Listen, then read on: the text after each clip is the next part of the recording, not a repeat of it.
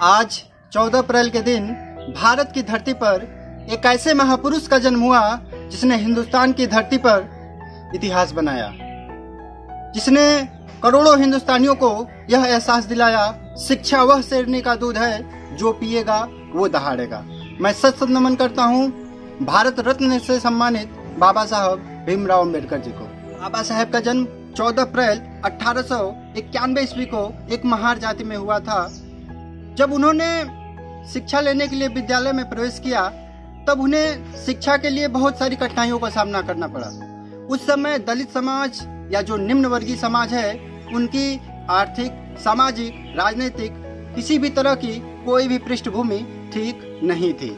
निम्न वर्ग के व्यक्तियों को किसी भी तरह के अधिकार नहीं थे। उन्हें न शिक्षा लेने दिया जाता था, न ही उन्हें समानता का अधिकार था, न ही उन्हें स्वतंत्रता का अधिकार था, और न ही उन्हें अगर वो कोई उनका शोषण करता था तो उन्हें उनके विरुद्ध कोई भी कार्यवाही करने का अधिकार था। वो सिर्फ और सिर्फ जो निम्न वर्ग से बिलोंग करते हैं लोग, जो शूद्र थे या जो दलित समाज से रहते थे, उन्हें अधिकार था तो सिर्फ और सिर्फ सहने का अधिकार था। बाबा साहेब जब अपनी शिक्षा दीक्षा लिए उस समय उन्हें विद्यालय के अंदर पढ़ने ही नहीं दिया जाता था, वे विद्यालय के बाहर पढ़ते थे। एक बार की बात है, बाबा साहेब जा रहे थे कहीं पैदल, उन्होंने रिक्शे वाले को बुलाया और उसके रिक्शे पर बैठना चाहा। रिक्शे वाले ने बाबा साहेब को बैठा लिया और कुछ दूर जाने पर जब रिक्शे वाले को पता चला कि बाबा साहेब शूद्र जाति के हैं, दलित समाज के हैं, उसने बाबा साहेब को नीचे उतार दिया और उनसे दुगुना पैसे की मांग करने लगा।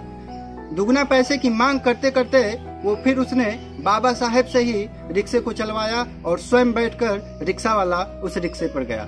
इस तरह के व्यवहार या हम इस तरह के दुर्व्यवहार निम्न वर्ग के लोगों के ऊपर किए जाते थे। बाबा साहेब जब एक बार बाल कटवाने गए तो नाई उनके बाल को काटने से इनकार कर दिया।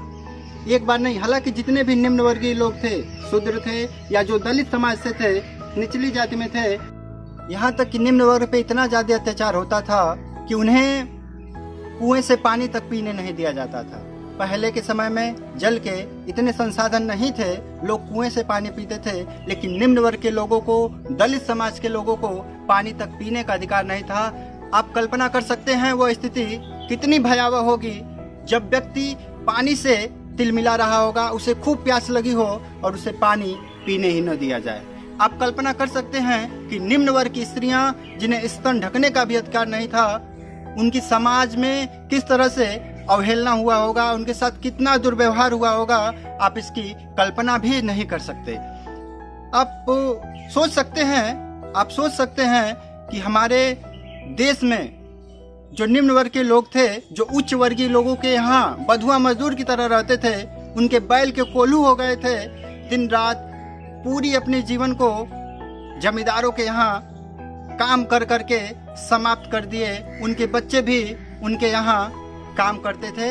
आप सोच सकते हैं कि वो स्थिति कितनी भयावह होती थी। जमींदार लोग, ठाकुर लोग या जो भी उच्च वर्ग के लोग थे, वो किस तरह के निम्न वर्ग लोगों पे अत्याचार करते थे। बाबा साहेब ने लंदन यूनिवर्सिटी, कोलंबिया यूनिवर्सिटी से शिक्षा ग्रहण की और शिक्षा ग्रहण करने के बाद उन्होंने संविधान लिखा। संविधान में उन्होंने लिखा समानता का अधिकार। बाबा साहेब ने अपने संविधान में समानता का अधिकार दिया, और दिया क्यों?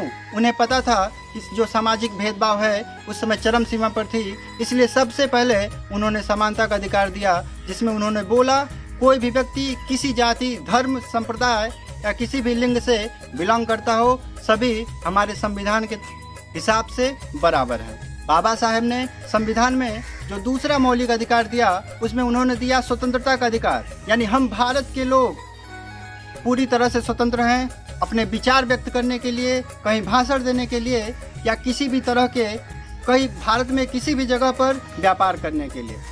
अगला मौलिक अधिकार बाबा साहेब ने दिया धार्मिक स्वतंत्रता का अधिकार, यानी भारत में प्रत्येक व्यक्ति धार्मिक आधार पर स्वतंत्र है और वो अपने धर्म का प्रचार प्रसार कर सकता है और स्वेच्छा से वो किसी भी धर्म को स्वीकार कर सकता है। बाबा साहेब ने संस्कृति और शिक्षा संबंधी अधिकार दिया कि हम अपने संस्कृति का प्रचार प्रसार कर सकते हैं, और शिक्षा के अधिकार में उन्होंने अनिवार्य शिक्षा सबके लिए लागू कर दी। उन्हें पता था कि शिक्षा से ही व्यक्ति का सर्वांगीण विकास हो सकता है, इसलिए उन्होंने शिक्षा को मौलिक अधिकार में जोड़ा। इसके अलावा जो अन्य मौलिक अधिकार थे, संवैधानिक उपचारों का अधिकार, उसमें बाबा साहेब ने ये बताया कि अगर हमारे साथ कोई भी गलत काम होता है तो हम उसके लिए न्यायालय की श्रेणी में जा सकते हैं और अपनी रक्षा कर सकते हैं। एक बार पुनः मैं बाबा साहेब को सत सत नमन करता हूँ।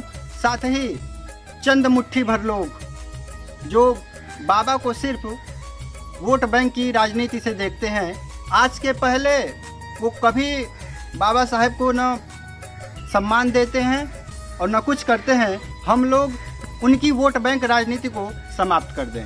ऐसे लोग जो बाबा साहेब को सिर्फ राजनीति के नज़रिए से देखते हैं, उनका सम्मान नहीं करते। हमारी जनता को ज़रूरत है कि ऐसे लोगों को हम शासन सत्ता में बिल्कुल भी आने न दें, और तभी हमारे बाबा साहेब का सपना पूरा होगा। जय भीम, जय भारत, नमो बुद्धाय।